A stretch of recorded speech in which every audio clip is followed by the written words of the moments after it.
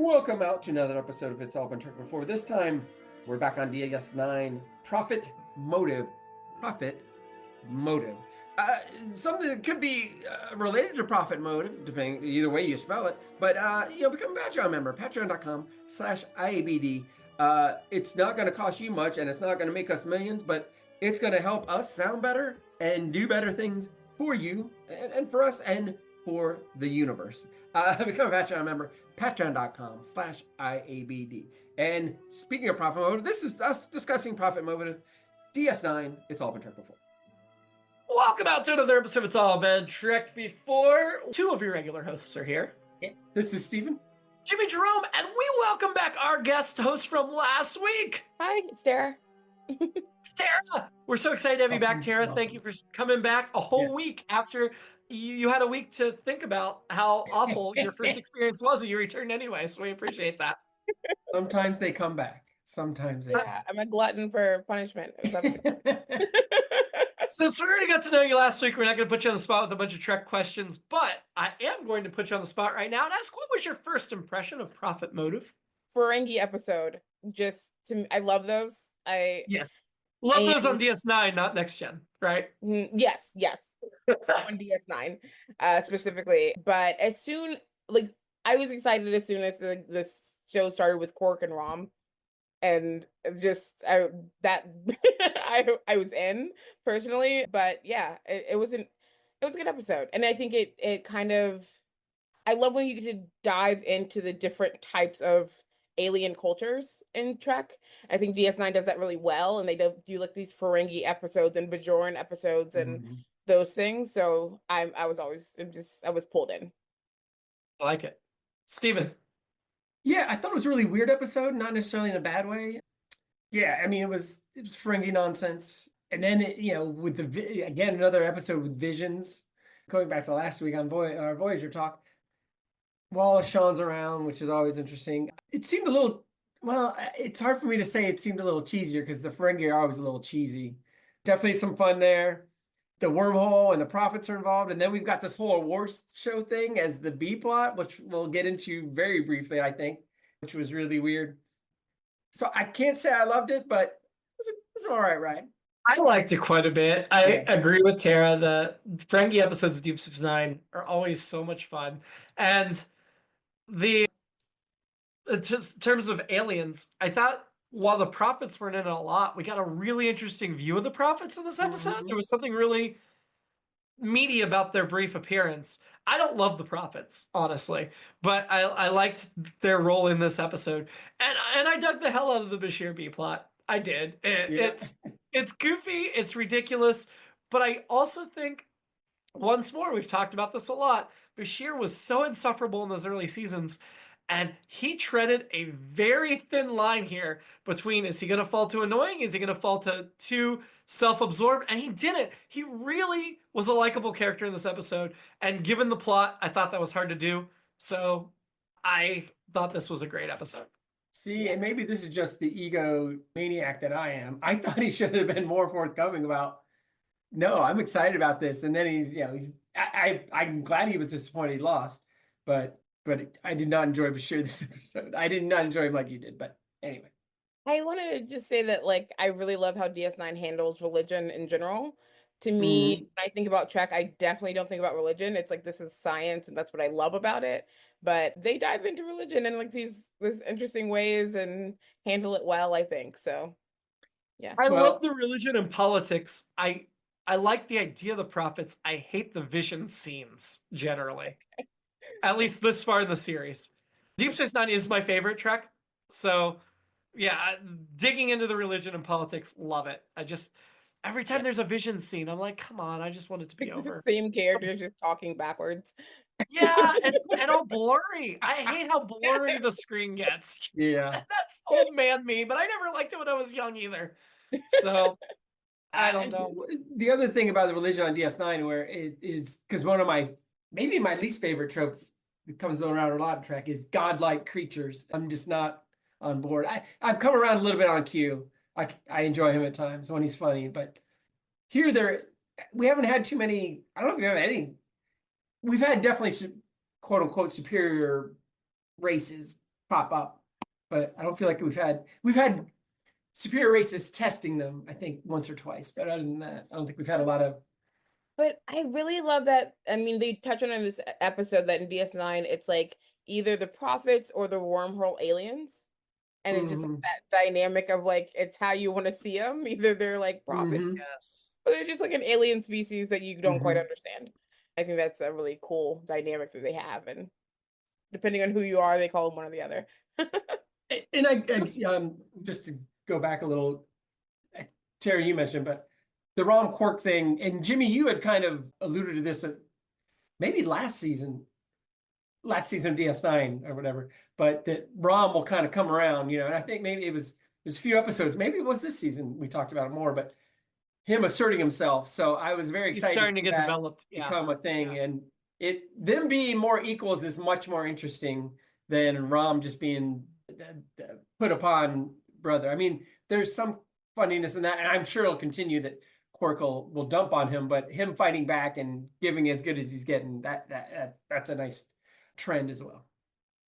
I have a Totally little agree. background thing that I can throw in here about Yeah. the Ferengi. I heard that Quark, or I don't remember the guy's name that plays Quark, but Herman Shimmerman. yeah.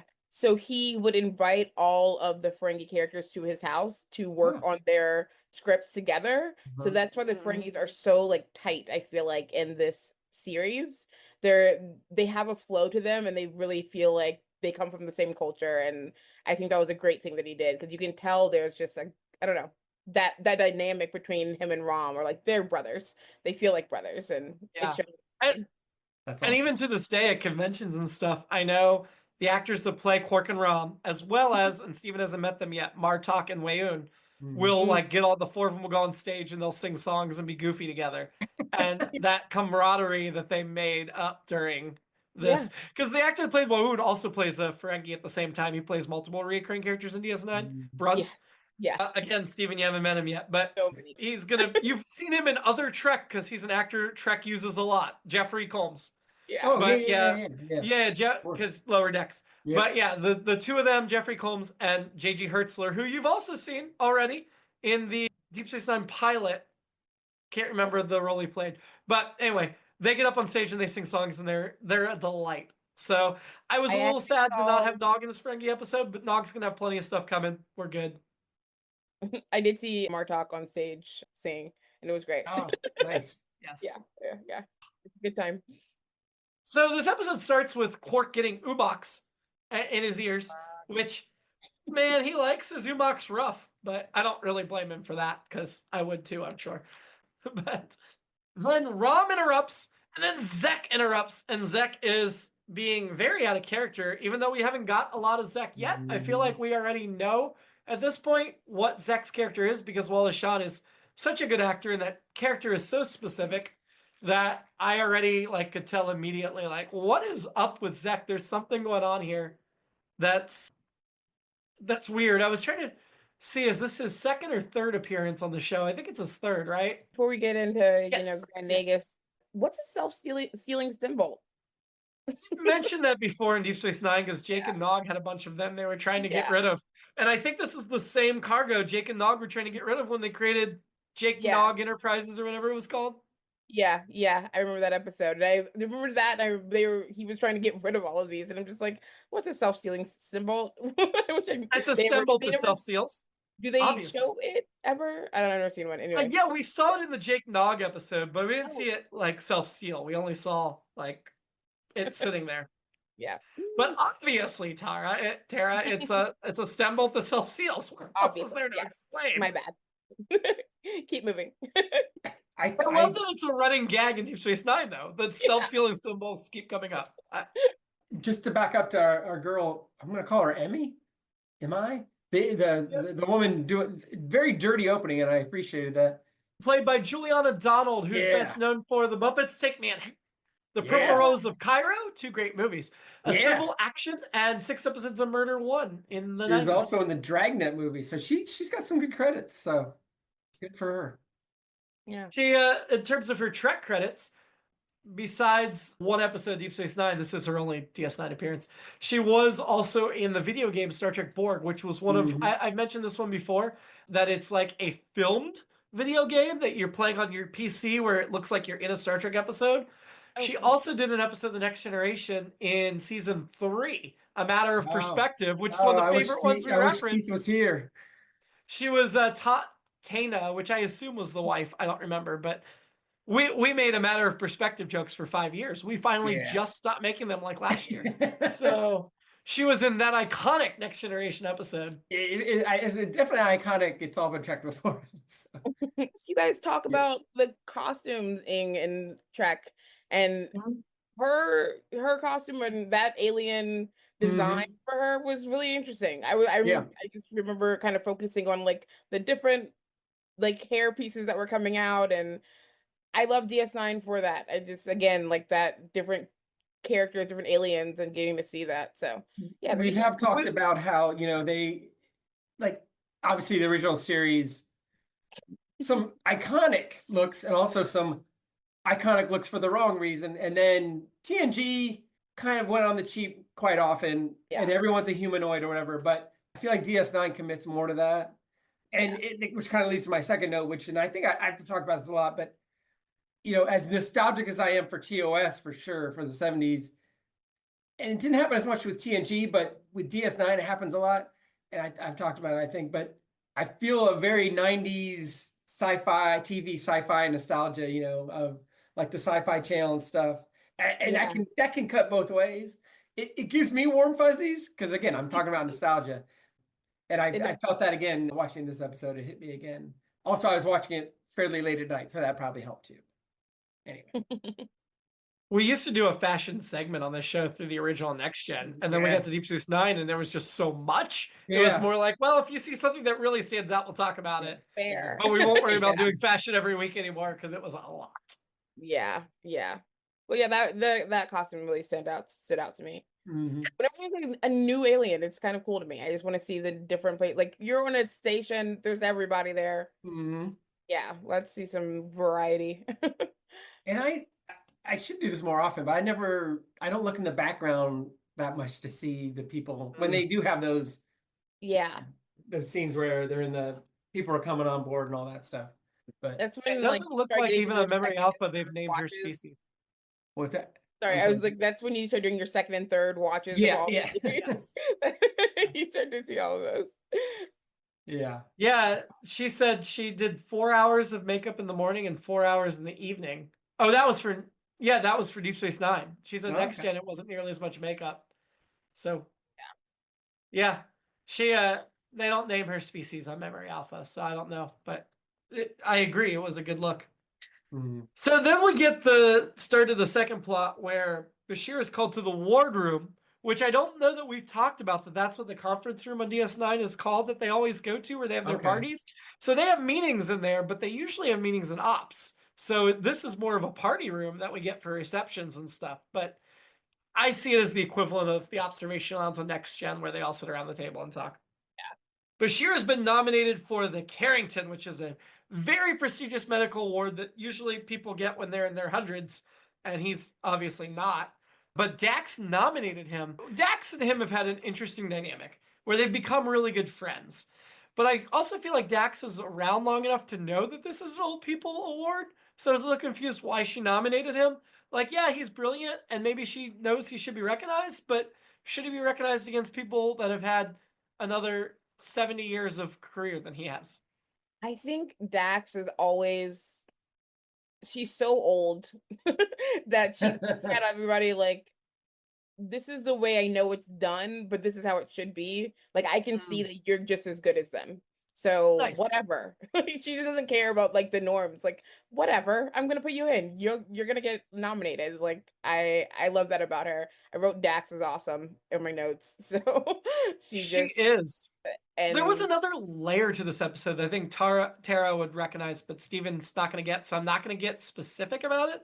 But I think there was a layer, and I'm not sure if Alexander Siddig played this on purpose or not, where Bashir doesn't want the attention for some other reasons we haven't gotten into yet, of why he might be genius level, that he should be nominated. Oh, And yeah, it we kind of talked a overlaid little this bit about episode this. of, ooh, he probably just doesn't want people to think about how smart he is. Yes. But we'll get to that. We'll get to that soon enough.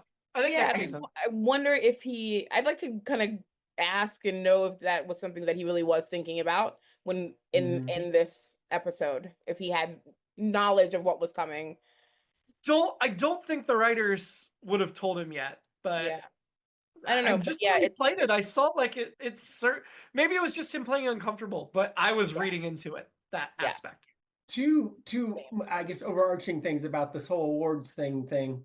One, I've talked about how like in the future we talk about like Starfleet's a big deal, and also, but ambassadors are rock stars, and I like the idea that doctors, people doing this stuff are rock. I mean, doctors in a general sense, I guess, are rock stars, but not as big as rock stars or sports stars or whatever. So I appreciate that. But also his whole thing about like, well, that's something you get when you're older is very much an Oscars thing, that, you get a lifetime achievement.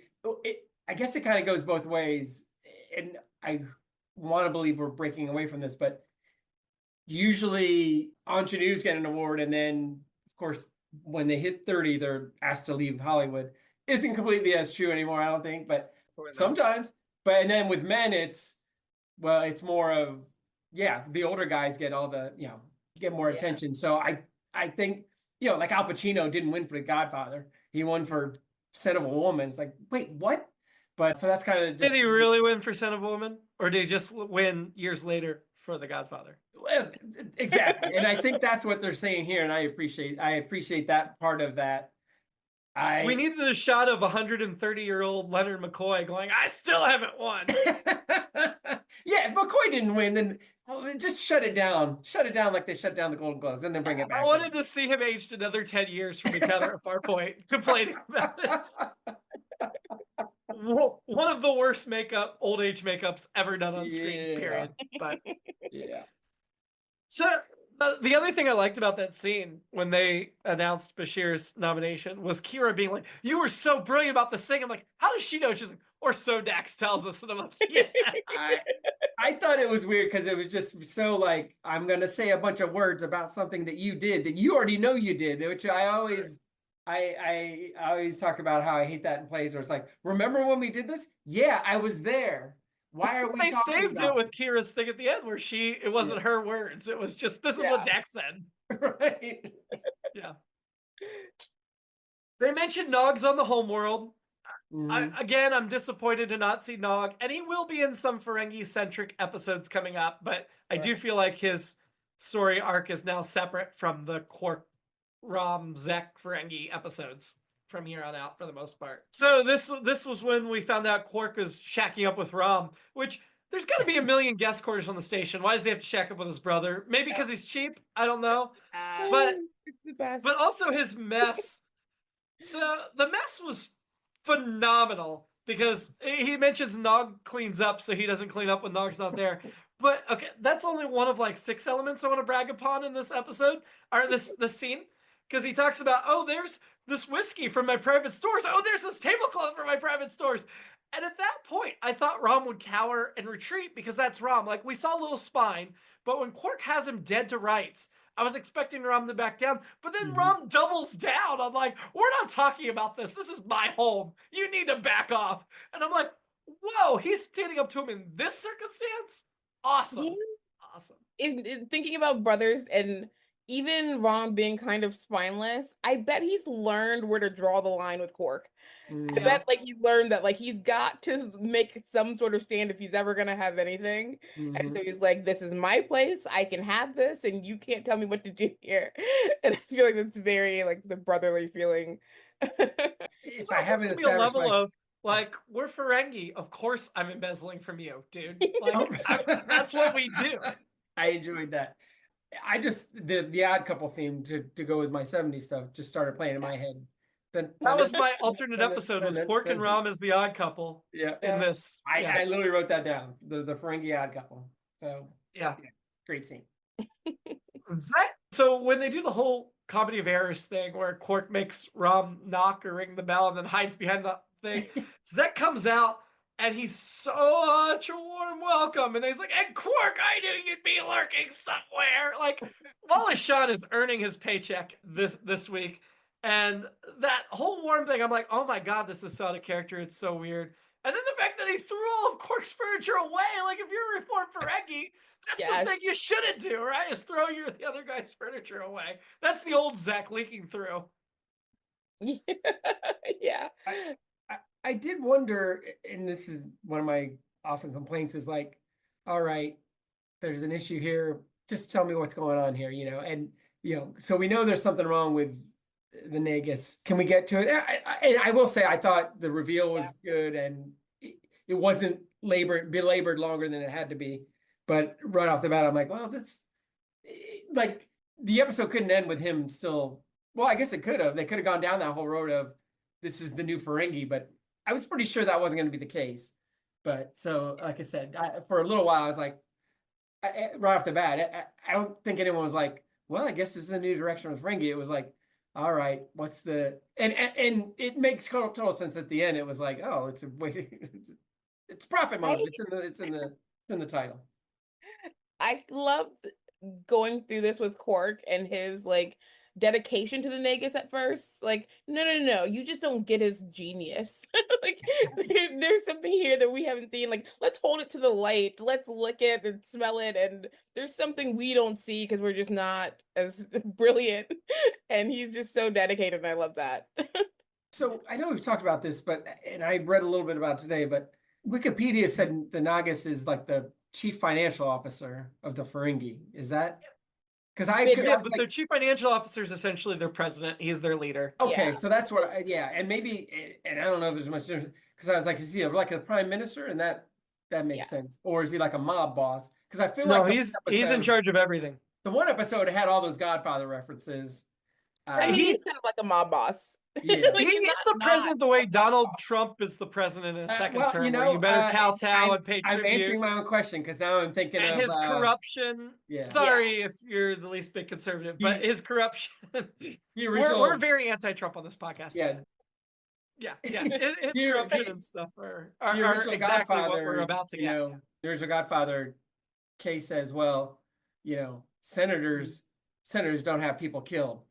Now who's being naive, Kay? So I guess it's along the same line. So and Zach could have somebody shot up Fifth Avenue and get away with it. He's the best at corruption. He's the leader. Like he's the best at greed. he's one in all of that. So yeah, he's the best. He's the best at greed. All of his deals are perfect. I can't do impressions, obviously, but. The new rules he laid out. Number one, get rid of the polio vaccine. No, number one, if they want their money, always give it back. I love that line. I love the way they're playing on the actual rules. And I also really, really, really love Mayardu crying in the background as they're going through these rules. Before they do the big reveal, he is background acting. Tiny Ron, this may be my favorite appearance of Tiny Ron in Star Trek, of Mayardu. So good. I love that when Quark said, just skip to the end. Yeah. That wasn't any better. A rule at a time. It's like, come on, how does this? And then that first word thing of where he had Rom do the first words. And not only in that scene was he like, this is nonsense. You then see him in another scene later, like saying it again as if trying to convince himself that Zek's still a genius. He's misunderstood. The writer of this episode, I should mention that because it's the writing is so good. It was written by Ira Steven Behr and Robbie Hewlett. So two of their main people who knew these people inside and out, and directed by Renee Auberjonois, which is probably why Odo only has that one scene. Yep. Yes. Yeah. Zek talks about he's given up Beatles stuff because it's fun for him, but it's no fun for the Beatles. Oh my God, Wallace Shawn is a treasure. And he ruined Quark's deal. That's the thing. Like, he's totally reformed, but he's doing these things that are still undermining and hurting Quark. Yeah. And it's one thing that he ruined the deal with Emmy because, like, Quark was cheating her. But then he also took Quark's quarters and threw out his furniture. So I feel like there's some level of real Zek. Like, maybe, I know this was a part of the episode, but it's almost like real Zek was subconsciously trying to signal to Quark that something's wrong, by doing all these things to personally hurt Quark. Mm-hmm. Yeah, it does seem like he was hurting Quark and no one else, like trying to be so kind to the rest of the world. It is odd, but also could have just still had in his mind like Quark is like someone he likes and but also takes advantage of, kind of like an aunt that comes to town. Like, oh yeah, you don't mind if I take your quarters. Like, you don't mind if I get rid of this stuff because I take advantage of you. Basically. I think you're onto something there, that maybe Quark's somebody he likes so much that Yeah. like he's gonna trust Quark more than other people, right? Mhm. For there was a part of this episode where for a second, and I was like, I know this isn't the way I remember Deep Space Nine going, but I was like, did the changelings replace him? Did he go through the wormhole? And is he a changeling at this point? Like I couldn't remember Yeah. if this was a changeling plot to sabotage the Ferengi. Oh, I did want to point out about Rom in this episode. So we were talking about how he's showing that he has a spine, but then he also says that he gets that promotion from the Nagus because he's malleable. Yes. Like the Nagus has said that he's malleable, and I was like, that's great. I can't wait for the Bar Association episode for Rom. Yes. Yeah. Yes. So He's Brian and Bashir are Rom's playing favorite. darts in the cargo hold, so Quark must have kicked him out of playing darts in his place. But I absolutely love that episode. It felt so like male friendship to me, where Mhm. O'Brien's gonna like subtly insult you the whole time, and then Bashir fights back and like, oh, when's Keiko getting back? And it's like, yep. I like Yeah, it. I like it a lot. That was a joke. I wrote down, oh, Keiko's gone again. What a surprise. I mean, Well, I know I we think knew she's she still was on that gone. long assignment in Bajor that got extended, Yeah, remember? Yeah. And she's not still on Earth for her grandmother's 100th grandma- birthday like she was for an entire season. Yeah. Just get rid of her. So this podcast is on the record of saying it would have been nice if Rosalind Chow had not turned down a lead character role, but also I don't know what they would have done with her if she'd been around full time like they'd offer her. But it just seems ridiculous how infrequent she is on this show.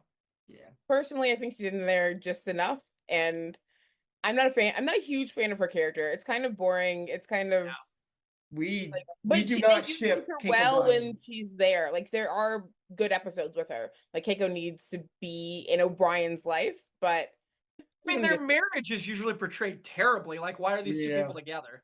But yeah, But I do, to your argument about how underdeveloped she is, which I agree with. I do Mhm. think if she'd accepted the main character role, we would have had a chance to develop her and make her interesting in other Something ways. different. yeah. Or she yeah. could have been like a Troy, where she barely got, or Crusher, where she barely got any development for 7 seasons. That's true. I'd hope that wasn't the case. I have more confidence in DS9's writers doing right by her. Yeah. And given the way they handle non-Starfleet characters like Jake and Nog and Quark and their development, I do think they could have done interesting things with her if they had the chance. I Yeah. just that's why I'm a little sad she's not around, even though what she is around feels like enough. I agree with you. I just think Yeah. it would have been nice to see her develop in a different way and more fully. But that said, we think they should get a divorce. Yes. face the Oh, divorce. definitely. Yeah, probably. Definitely. And I would not sacrifice any DS9 episode to have more Keiko. Agree- Well, Yes. if they developed her, there would have been other probably reoccurring characters later that didn't get as developed. Like, Yeah, exactly. it's hard to tell what we would have lost to give her Yeah. space at this Yeah, I point. can't imagine anything I want to give up for it. No, love I mean, Rosalind if we Chow, lost but like we just Rom don't or like Nog Keiko. for her, I would have been deeply disappointed. But I guess we wouldn't know what we would have lost if it didn't happen, right? I don't know. Sure. I go back just the way they handle other characters so well. Yeah. A shame. It disappoints me she didn't get the same. We might have lost Keiko memes. That would be on Star Trek Facebook pages. But other than that, I think we would have been fine. Again, love Rosalind Chow, but Yeah. She's great. Keiko's They just character don't write her didn't- well. Yeah. I Like, kind she of and feel like O'Brien in shouldn't the be same- together. Jake is in a lot more episodes, but still is like not in everything. And they He's in give about half the episodes of the series. yeah, and so they give both of them like their own episodes. Like there are Jake episodes, Mhm. there are Keiko episodes, Yeah. things that are like really focused around them. I think they get a good screen time, but enough because we really want to see them. Only in like 10 or 12 episodes of the entire series. Jake's in about half the episodes of the show. So very different levels of. Sure, I guess so. Yeah, although I agree with you that Jake gets just enough. And they did develop him differently apart from everybody. He And does I think have a very clear development, way more than he Keiko. does. And I really dig what they did with Jake. So if we given Keiko a similar development, Yeah. I don't know. I don't know. Yeah. We'll never know that unless they bring Deep Space Nine back or New Trek back, or what I keep arguing, we need an anthology series set in the time of Star Trek Picard with all these characters each doing an episode or 2 episodes or part of a season. But how cool would it be if like Molly was the main character? I don't know if we want to use the same actress or not. I think she's, but like we actually Molly was a part of a new story and Keiko popped in to be part of Molly's story. I don't know. Maybe we put Molly on Star Trek Legacy under Captain Seven with. I don't. We'll get to that in a million years, if ever. Star Trek Legacy better freaking happen. I need more of that era of Trek. Keiko was in 19 episodes of DS9. I undersold her when I said 10 or 12, but still not very many. That's an average of less than 3 a season. So yeah. 19 more than she wanted to be in, than Keiko wanted to be in. I should say. Rom is part of the Ferengi Benevolence Association. He's been converted, which I love the name. The FBA instead of the FBI. I don't know if that was on purpose or not. They also talk about Green is dead. And that Quark is going to be the co-chair because Zek wouldn't forget Quark, which again, I think is Zek purposely torturing Quark to make him pay attention to what's going on. Maybe Quark was like when Zek opened his orb, there may have been something he heard about Quark or something that some reason he's giving Quark special treatment in this episode. I think it's to prompt this. I think it's the subconscious side of Zek fighting back against what they did to him. Yeah, like Quark saved me. we only needed a line or two to justify that plot, and I think this episode would have been elevated so much with that justification. Yeah, for sure. They talk about throwing them from the Spire of Commerce. Rom and Quark getting thrown with Zek. Great moment. Great look on Rom's face. Matt Gronchek. Great performance where he's first of all like, yeah, we're Spire of Commerce. It's the tallest building on Ferengi. Oh, like you see his eyes like look from top down, like he pictures the falling. Wonderful. But I also think it's really good writing that Quark was frustrated and like second guessing everything when he realized something was wrong with Zek, but it wasn't until it started really hurting him personally that he decided to fix it. It's that selfish motivation because Quark has little streaks of altruism, but it makes much more sense for a Quark story to force it to be a selfish reason. Yeah. Oh yeah. When it's hurting him, this has gone too far. We've got to fix it. What is happening? Let's break that beautiful scene where Bashir does the checkup on Zek and Quark actually throws the insult of, oh, you're not going to win the award because blah, blah, blah. And I love that tie-in to the other plot. Yeah. So good. And then Zek trusts Quark too, that he like goes along with this and he's like, I'll get checked out. I'm fine, but I'll do it if you want me to, and goes along with all the nonsense. I do think Zek has a soft spot for Quark, despite Quark's failure as a businessman. I think Zek sees something in Quark that he thinks he can develop and help move along, which if Lower Decks is to be believed, there will eventually be a whole franchise of Quark spars that are very successful. So Quark will get his. Zek says he's going to give a gift to the Bajorans, which of course is very odd. My first thought's an orb, which of course ended up being an orb. I must have been remembering. I don't know. Again, the scene where he catches Quark and Rom trying to break into the shuttle and like pulls out the device like he's going to shoot him, but it's an unlocker. It's a key fob. Such good directing. Rene Auberjonois, good directing, good writing, everything. Yeah. What I really hated about Quark's first vision is I do think it was the fuzziest vision we've seen yet on this show. I could not even, everything looks so distorted. I was having trouble seeing what was going on. And maybe that's my old man eyes, but. Yeah, I didn't understand the first vision. Like by the end of the episode, I got it. And like the second time is like really great. The first time was, I just found it confusing. I don't know if I feel like it could have been simplified or something. I don't know. That's how I feel about most prophet scenes. That's why I like the idea of the prophets more than the execution of the prophets. Yeah. The prophet should come with subtitles. Like, what are you trying to say? Yeah. Subtitles that don't match the dialogue they're speaking. Yeah. Right? Yeah. Exactly. Like, this is what they mean. Brilliant. You should do that. Put it on YouTube. I bet you'll get some hits, some views. That would be great. You could do like sarcasm and stuff too. You could have Oh, a yeah. really good time with it. You should just Tara, that is your assignment. No, it's not an assignment. But if you want to take all the prophet scenes from the series and subtitle them, I would promote the hell out of it on everything we have. That would be hilarious. Who knows one scene here where he offers the advice to Bashir and talks about, oh, my cousin's friends, blah, blah, blah, aunts, dogs, nephew, whatever. Love that. Such good writing. And I like that Odo's network of information spies even extends to people on Earth that would have sway into who wins this one prize. It doesn't make a ton of sense logically, but it's such an enjoyable scene. Mm. Everyone has a friend of a friend that's like random, and you know, Yeah. he may not have a friend for everything, but happens to be. That's a So good he point. got his one scene. I like the idea of Zek in a sack. And I also like Rom chickening out of that, which harkens back to the earlier line where Quark's like, I've got a plan. And Rom's like, does it involve me? And he's like, not really. He's like, great, I love this plan. Yeah. So Rom's got a spine where he needs to have a spine. Yeah. And then Quark is left alone with Zek. It didn't make a ton of sense to me logically, like why Mayhardu would not be included in the shuttle trip into the wormhole, other than we just got an overly emotional Mayhardu that's willing to stick his neck out for the man he's pledged to, but also I don't want to get the blowback or the blame when this goes wrong. Yeah. Yeah. I do think this is Tiny Ron's best performance on track. I think we've talked about he does like 7 episodes of DS9, a couple episodes of Voyager as a different character. This is his best. Mm. And I'm pretty sure the only appearance, at least as Mayhardu, where he actually gets to talk. That was the thing about the Prophet Vision. I was like, Mayhardu is talking. What the heck? Loved it. And it was really interesting that they chose to include Emmy as one of the visions of the Prophet. Like, I don't know if they were just giving some of the main cast a break. It's like, O'Brien's not in it. Why not? But it's like, who are we paying this week? Yeah. Already. And They talk also, about wait, I will say that the prophets tend to be who you've been talking to lately, it feels like to me.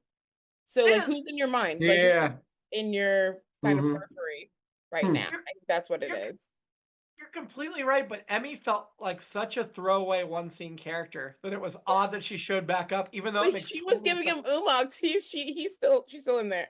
You're absolutely right. If That was makes giving sense. me umox, she'd be on my mind too, even a few days later. She's like still top of mind.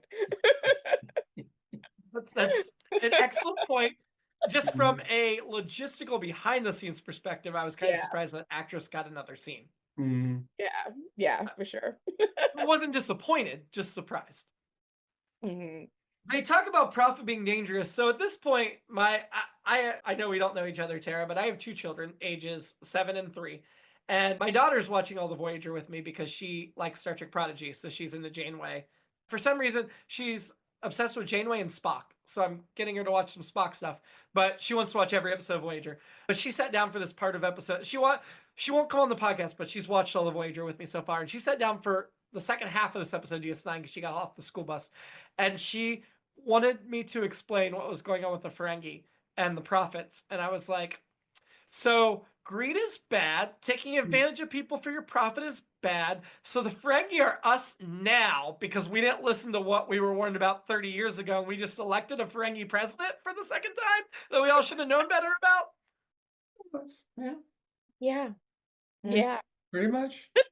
I hate it. I hate it all. A president that's also a criminal, because I don't view the Ferengis like Zek and them as criminals, but they're awful, but they don't cross that line of illegality in most of the episodes we see them have.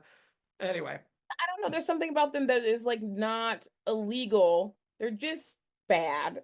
Like, like they're just gonna do the thing that is the most selfish, but it doesn't feel as criminal as. I agree. It's more mischievous than criminal. Yeah. I also have been told by a lot of people that Trump has a charm, that's why so many people listen to him and believe him and follow him. I don't get the charm at all, but the Ferengi, I get the charm. Like, I get it with Zek and Quark, right? So I guess I view these Ferengi the way other people view Trump. I don't know. I Yeah, will I mean, say Trump is way more racist than Zach and Quark. That might be part of it. And I've always sexist. said that. Well, Like, they're pretty sexist. I shouldn't say that. Yeah. He's way more racist. They're probably equally sexist. Yeah. Ferengis used to not be greedy, unlike Trump, which was an interesting characterization of the species. Like they yeah, devolved Zach back to something else, and I'm like, How uh, heartbreaking I for know, like for I to kind find of want out. to know how they became the way they are, but also I feel like I've lived it, so now I don't need to know. Yeah. There were some But they immigrants feel coming to I don't Ferenginar, just a the- few, but the Grand Negus said they were taking their jobs, and then they doubled down, and oh no. I don't their know. egg prices got a little too high. The thing on coffee. But did you Sorry, I know? cut you off. Guess it. I don't understand how they got from being good to going to becoming greedy, but it doesn't seem like whenever they talk about Ferenginar that there's anybody dissenting, you know? Mhm. Like it feels like a universal culture of just like, yes, this is okay. And some Mhm. people are greedier than others, but greed in general is not bad. And I feel like that just feels like that's their culture and that's just I don't know. It feels less like us. So I think that is the way Star Trek, for simplicity's sake, tends to paint aliens as homogeneous. I bet there are Mhm. plenty of dissenters. If we had a series set on Ferenginar, I bet we'd see them.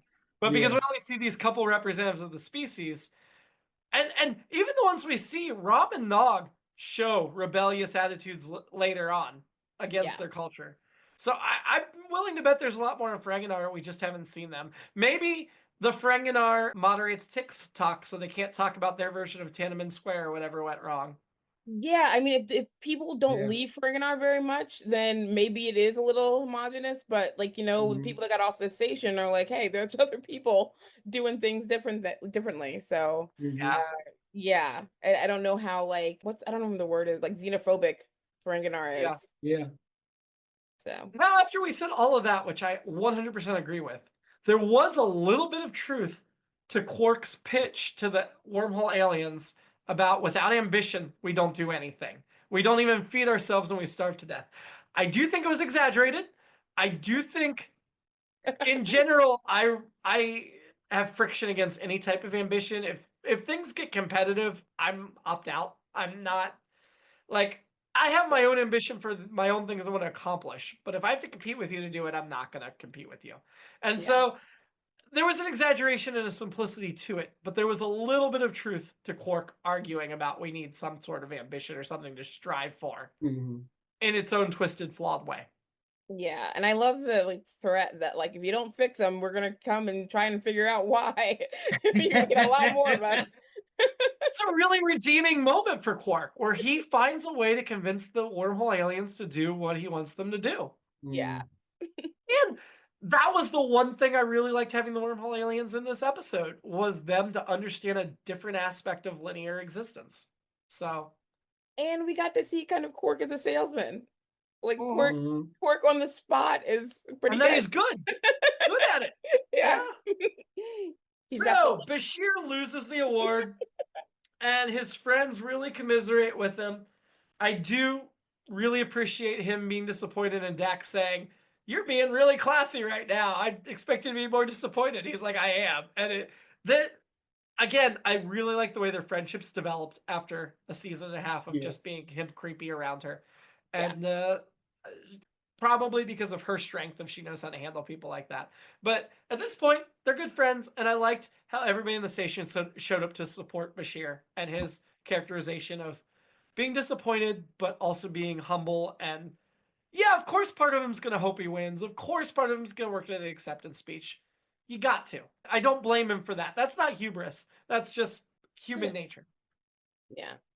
I couldn't remember this episode whether he won or not, and I was really hoping he didn't win. I really thought he could, and that kind of would be the episode, and that he won this award too early because he's such a genius. But I'm glad that he didn't. I'm really If glad this that was next gen, he would have won, but I was yeah, I was 95% confident he didn't win, even though yeah. it's been almost 20 years since I've watched the series through. But I was pretty confident in it. I yeah, I mean I like that he came around from well, I don't care to yeah, heck yeah, I want to win. I mean, Yeah. why wouldn't he? Of course he wants to. And I also like that at the end, that conversation with Dax, it's understated. He just says, believe me, I'm not. I mean, and I have the Chakotay transcript page up now, and it's all just little 2 and 3 word lines, which I really like that they, for that scene. They're saying a lot without saying a lot. And I really appreciate that, enjoy that. I had something else there, but it's gone. I'll come back to it. I just want to circle back to when they told Bashir in the beginning at the party, the awards. Mm-hmm. Oh, yeah. I didn't understand why he left so quickly. Like, yeah, that kind of gave me like a wonder about things that come later. This is why he left so quickly. But it just is like, okay, you didn't want the award, you didn't want to get nominated, but like they're throwing a party. Like, where are you going? It just felt weird to me that he would just walk out so quickly. And it was a nice little. That's what I want to say. It was that, and the end scene when he loses are nice bookends of everybody else, the little made up family there. So I thought that was nice. Yeah, Tara, that is the exact moment where I'm like, we're not going to find that out this early in the series, I don't think. But yeah, that thought crossed my mind. Absolutely. Yeah. Oh, and my alternate episode. This is my last note. I want to find out more about this Dr. Galaxy Awards ceremony. What goes into it? How's the nominating process? I'm as somebody who gets into the Oscars every year. I want to know more about this. If it's only old people, Crusher hasn't won yet, even though she was head of Starfleet Medical, probably, or they would have mentioned that. So, how did Bashir nominate for something Crusher hasn't won yet? Dax knows a lot of people. Why is it the Carrington Award? Why is it not the Bones McCoy Award? I want to know that. Good question. Crusher is definitely a great doctor in the series, but Bashir on Deep Space Nine is going to get exposed to a lot, I think. Mm-hmm. It's just kind of the placing, and I think that when they've talked about other awards too, and it's just like what you get to do. Like, are you moving around in a starship, or you're in a station, or who's coming past you? You have a wormhole right next to you. You might get some, awards.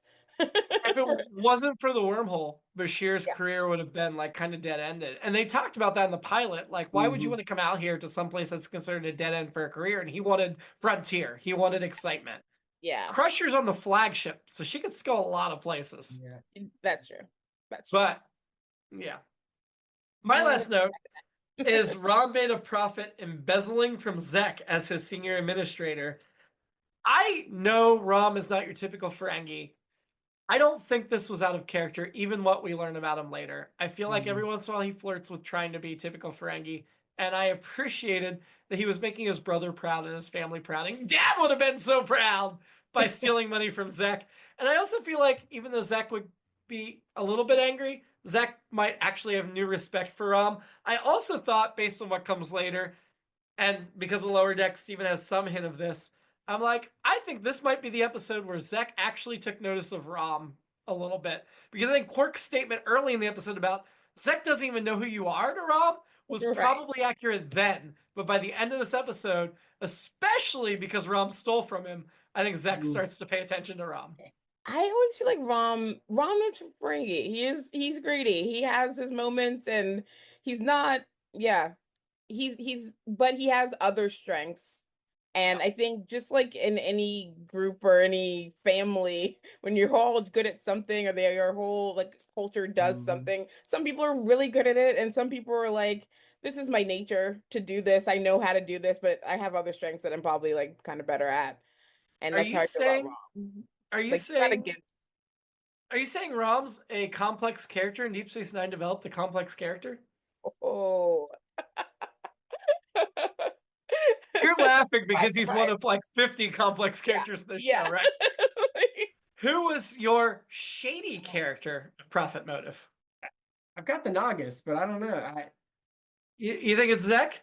Yeah. See, I think he was being manipulated, so I got to go with the Prophets. I got to go with the wormhole aliens because they were manipulating him. Even though they weren't trying to be shady, I just felt like this episode did not really have anybody really shady in it. The wormhole aliens were more didn't understand. One person that did the shadiest thing. I don't know his name. The like Zek's like guy, tiny Ron. Oh yeah, tiny Ron. Yeah. He was pretty shady. He showed up with that key. He's like, I don't know what's going on with the Nagus, but I don't want to keep going. And I like that that. makes me feel like a little I'll shady. admit I forgot to put these people, the drink, annoyance, and shady, so I'm kind of doing this on the fly. I did just watch this like 3 or 4 hours ago, but yeah, kind of doing this on the fly. Mayor Do's a good answer. Who was your annoyance this week? I know I'm on the opposite end. Bashir annoyed me early on, and I just stayed there. His whole him, and I know you guys say it'll lead to something else, and I appreciate that. But for now, I don't know that it will. I mean, Yeah. I do, but I don't. His whole like, I'm gonna leave, but I was like, again, we're talking about the egomaniac me. I'd be like, yeah, I got nominated for an award. Let's have a party. But If I had to say who I was annoyed by, it's the Negus. I love Ferengis and I love the culture, and him being nice was just horrible to me. It's just really hard to listen to. even then, he was shady because he was still screwing Quark. Yeah, he was still super, but yeah, but just him giving to people and helping, I hated it. I cannot. I am really hard pressed to pick an annoyance in this episode because nobody in this episode annoyed me at all. That was more of a holdover from Wesley and Next Gen. But I'm going to have to go with Mind Wipe Zek just because he was so gregarious. It's not because I mean, I principally and morally agree more with this version of Zek than real Zek. But it was like, dude, you're just going over the top. Yeah. And he was being a real jerk to Quark despite his turning over a new leaf. So I'll go with Mind Wipe Zek. I just thought of something though, that like when Zek is normal, he's nice to Quark. So when Zek is nice, maybe he's mean to Quark. I mean, I don't know. This flips it. Interesting. Good call. Yeah. Who are you having a drink with? Yeah, when he's mean or when he's Yeah.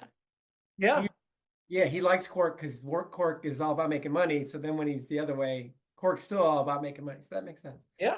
I'm gonna completely reverse myself and say I'm gonna have a drink with Bashir to comfort him after not winning. So that was my exact answer. I mean, not reverse because I didn't find him shady or annoying, but I also wanted to have a drink to commiserate with him because I thought he handled it well, and I get his disappointment. So I'm going to toss one back with him. It is an honor just to be nominated, but you still want to win. Yeah. My drink is going to be with Dax. I think Dax was really cool. It was a really good friend move to do that. I think, and like, Dax is a good person to have a drink with. Agreed. Ranking the episode, let's compare it to House of Quark first, because that, I think, was our last Ferengi episode. Quark and Grilka, the Klingon woman. Better or worse episode than that? I love it. Yeah, I love that one. Is that the... Milk. I think there was a little bit more meat to this episode. I think I want to go a little bit above. I like that episode a lot, but... I can say that I haven't watched that one recently, so you might be right about this one being a little bit meatier. But I really like that episode, and I like that side of Quark. I like the fun of it. Like a Ferengi and Klingon, it's just a good time. So yeah, I like that one. But I think I go. Yeah, it's a great episode. I think we've talked a lot about DS9 has so many great episodes. We get into like how do we rank which one's better than others. Right now, that is sitting 5th of 15 episodes for the season. So yeah, I think I'd go below. Okay. As well. So let's go down because I think Tara's inclined to side with you. Below that is The Search Part 2, which was the 2nd episode of the season. I do not remember this episode. Yeah, my mind's kind of going blank.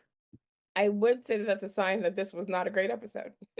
We got it ranked number 6 of 15, so it was a good episode. Although The Search Part 1's ranked number 4 of 15. I was gonna say, that's higher, right? Yeah. Just to give us some more frame of reference, right below The Search Part 2 is Second Skin, which was the Kira as a Cardassian episode. That's a good episode. I really love that one. Me too. We're in range. Me too, even though that's currently ranked number 7 of 15. Like I said, Deep Space Nine's great. Yeah, I'm looking at the synopsis kind of this, and it sounds like this is a good episode. It's kind of vague to me. I will say the one below that is Civil Defense, and that's where Brian and Jake accidentally have the security program that tries to kill them, and Ducat like beams on ops, and it's like shooting at everybody else but him. I will definitely put this above that. That's definitely a stopping point for sure. Okay. So where are we putting it? I know we're gonna go below House of Quark, and I would have probably put it just above House of Quark, below the Search Part 1, honestly. But I know you guys wanted to go lower, and that's fine. Below House of Quark, we got the Search Part 2, Second Skin. Where are we putting this? I think it's probably below the Search Part 2. Okay, but above Second Skin? Yeah, but above Second Skin. Yeah, that sounds Okay. right. And that's where we're gonna put it. We'll put it for number 7 of 16 thus far. Next week, back to Voyager, Eye of the Needle. I remember this one. When the Voyager crew encounters a wormhole and makes contact with a Romulan ship on the other side, it raises the crew's hope of going back to Earth. Romulans, you got me. Yeah, now I'm a little more interested. See, I'm not a big Romulan fan. I know. I'm not. I mean, I feel like Nemesis and New Trek and Kelvinverse have kind of... The more we've got into the Romulans, the less I've liked them. But anyway, until then, live long. And like the Ferengi, keep getting them checks and prosper.